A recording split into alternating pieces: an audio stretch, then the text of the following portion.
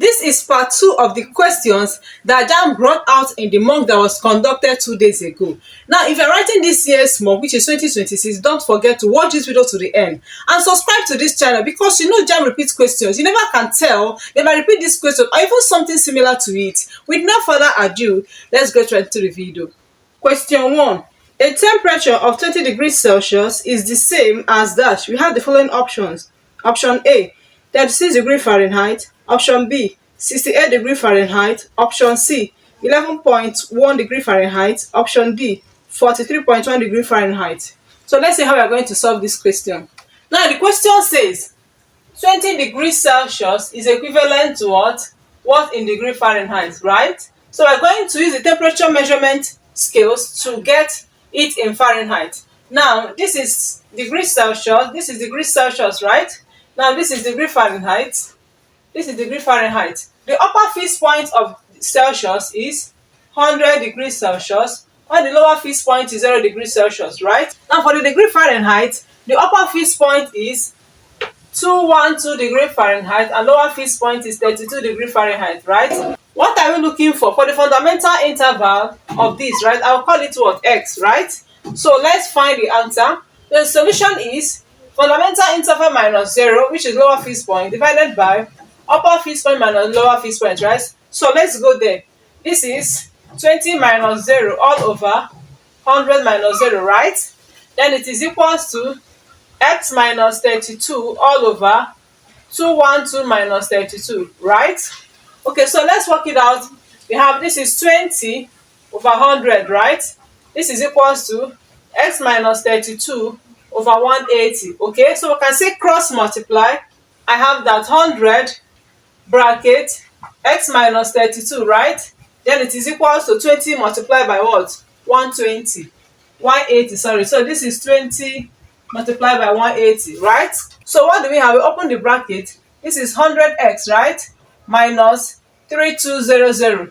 Then it is equals to 3600. Okay, so I'll say 100x is equals to 3600 plus 3200. Okay, that is 100x is equals to 6800, which will divide both sides by 100.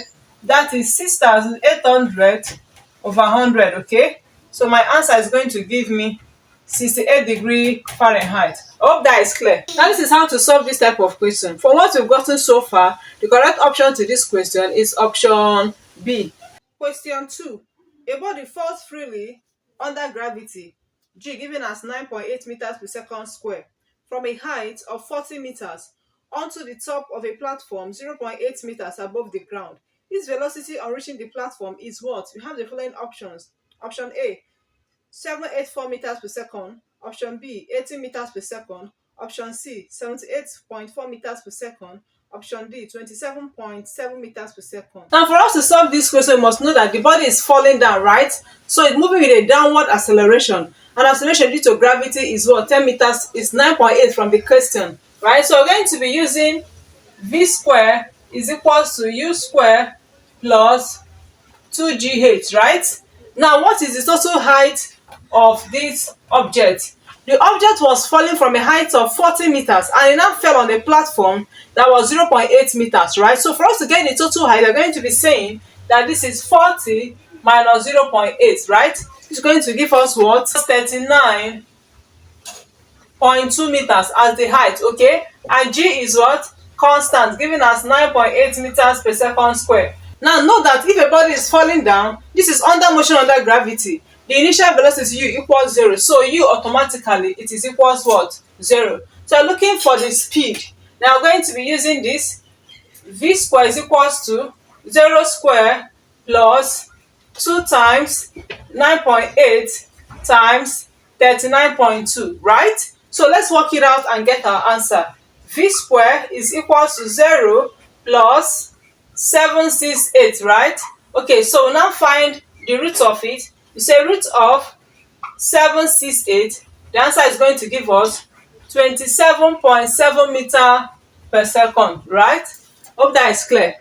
Now if you're given this type of question, this is how you're going to solve it. Peradventure that the object falls to the ground with that certain height 40 meters, right? We don't need to subtract, but because it fell on the platform of height 0.8 meters, so you need to subtract to get the total height. Do you understand? All right, so from what we've done so far, the correct option to this question is option D. Steel is more suitable for permanent magnet than iron because the former, we have the following options. Option A is easily demagnetized by shaking vigorously. Option B is an alloy of many metals. Option C is easily magnetized by alternating current through one cycle. Option D retains magnetism more than iron. We use steel as a permanent magnet because it retains magnetism than what? Iron. So the correct option to this question is option D. Question 4. Gold do not require extraction because it is option A precious metal. Option B inert. Option C free in nature. Option D neutral. The correct option to this question is C, because gold, they are free in nature and they do not require what? Extraction. I hope you get it now. So let's go to the next one. Question 5. Two tuning forks of frequencies 256 Hz and 260 Hz are sounded close to each other. What is the frequency of the beat produced? Now we know what is beat frequency, right? We have the following options. Option A 2 Hz. Option B 4 Hz. Option C 8 Hz. Option D 258 Hz. Alright, for us to solve this question, the first frequency given is 256 Hz, right? The second frequency is 260 Hz. You're looking for the beat frequency, right? So the beat frequency is the difference between the two frequencies, right? So that is F2 minus F1, which is 260 minus 256. Now this is equals to 4 Hz, okay? So the beat frequency is equals to 4 Hz, right? Question 6. A man walks 1 kilometers due east and then 1 kilometers due north. His displacement is what? We have the following options. Option A 1 kilometer north 15 degrees east. Option B 2 kilometers north 45 degrees east. Option C 1 kilometers north 30 degrees east. Option D 2 kilometers north 60 degrees east. So let's see how we are going to solve this. This is actually on vectors, right? So let's go. Alright, so this question says a man walked 1 kilometers due east. This is the 4 cardinal points, right? So this is east, this is north, this is south, and this is west, right? So this is 1 kilometers due east, right? And then another 1 kilometers due north, and north is going up. This is north, so I'm going to go up. Alright, so this is 1 kilometers, okay? So I'm going to find what? The displacement of this, but see the original position where it started movement, okay? So this is my x, which is the distance. I'll call it what? X. Okay, so for me to solve this, I'm going to use what? Pythagoras theorem, okay? Then looking at the direction is going to be here, okay? So guys, let's go. So what do we have? We have x squared is equals to 1 square, which is opposite square, plus adjacent square, right? X squared is equals to 1 plus 1. X squared is equals what? 2. Alright? So x is equals to root of what? 2, which is the answer, which is root 2 kilometers. Do you understand? Alright, now the question says we should get the displacement. And displacement has both magnitude and direction, okay? So we have gotten the magnitude, let's get the direction. We are going to use tan. And what is tan? Opposite over adjacent, okay? So I'm going to say tan theta is equals to, opposite to is 1 and adjacent is what? 1, right? So I'm going to say theta is equals to tan inverse, because 1 divided by 1 is 1, okay? Alright, so tan inverse of 1 is going to give me 45 degrees, right? So the angle is 45 degrees, right? In the direction, not 45 degrees what? East, okay? So the answer to this question is root 2 kilometers, and we have not 45 degrees. We have not 45 degrees east, right? So this is how to solve it. Alright, so if the question did not say that you should calculate the displacement, or even though it's displacement but did not give you angle, you just have to stop here. You don't need to solve further, right? Okay, this is how to solve this type of question in case you see it in your exam. Now from what we've gotten so far, the correct option to this question is option B. Let's go to the next one. Question 7. A water pump rated 4 kilowatts is used to pump water from a well 25 meters deep. Calculate the quantity of water it will pump out per second. They are giving G to be 10 meters per second square. And we have the following options. Option A, 16 kilograms. Option B, 160 kilograms. Option C, 1.6 kilogram. Option D, 8 kilograms. And for us to solve this question, we have to analyze the parameters, okay? The question says the power P is given as 4 kilowatts. And what is kilo? Kilo means 1000. That is 4 times 1000, okay? That gave rise to 4000 watts, okay? Then the height of the well is 25 meters, right? And the time is 1 second, okay, from the question. Then G is equals to 10 meters per second square. Looking for the mass, right? So let's use the formula. The formula is power is equals to mgh over time, right? So we do cross multiply because I want to make m the subject. I'll say that m is equals to pt over gh. Are we there? So let's just put in our parameters. We have our what? Our m is equals to, what is my p? My p is 4000. 4000 times 1, right? Then divided by g is 10. I will say 10 times 25. Okay, so let's go. This cancels this, right? Okay, now what again? 5 into this, I have 5. 5 into this, I have 80. Are we there? 5 into this, I have this. 5 into 80, I have 16, right? So the correct answer to this question is 16 kilograms. Okay, so if you are given a question like this is how you are going to solve. Remember, the kilowatt that is here, you must convert it by multiplying by 1000. If you don't do that, you're going to get the wrong answer. Hope that is clear. From what we've got so far, the correct option to this question is option A. Let's move to the next one. Question 8.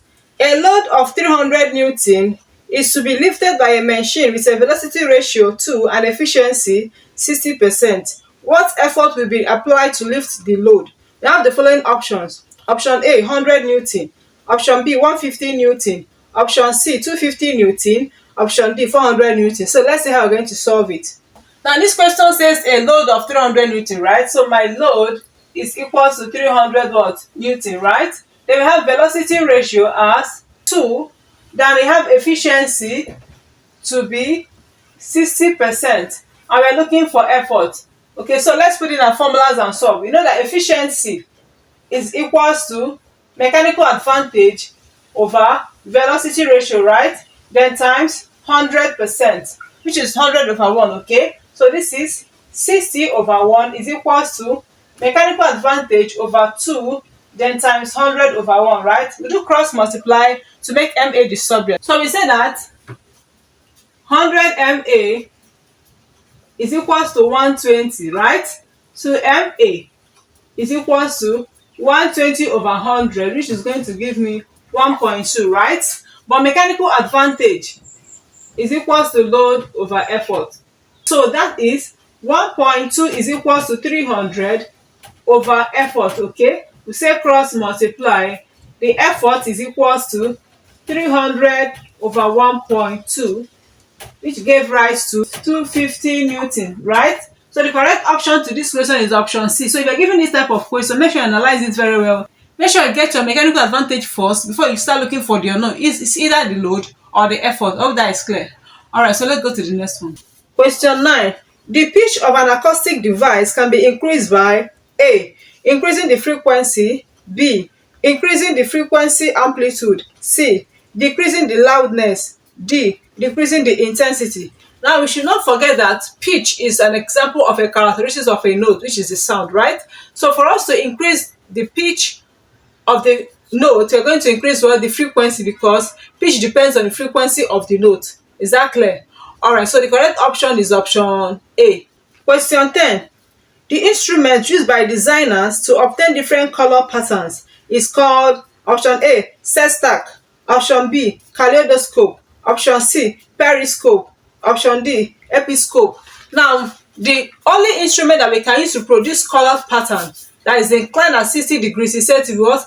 Kaleidoscope. So in case you see something like that, you must not forget. For periscope, it is usually inclined at 45 degrees. So in case you see a question similar to what I just said, please, the answer is what? Kaleidoscope. It's always inclined at an angle of what? 60 degrees, right? And it produces colored patterns of objects. I hope that is clear. So the correct option to this question is option B. Thank you so much for staying and sticking to the end of this video. If this is your first time tuning, please don't forget to subscribe to this channel and turn on notifications to get notified each time I post videos. And lastly, do not forget to share so that other students that are preparing for this same forthcoming exam can see it and learn from there. I will see you next time in the next one. Bye for now.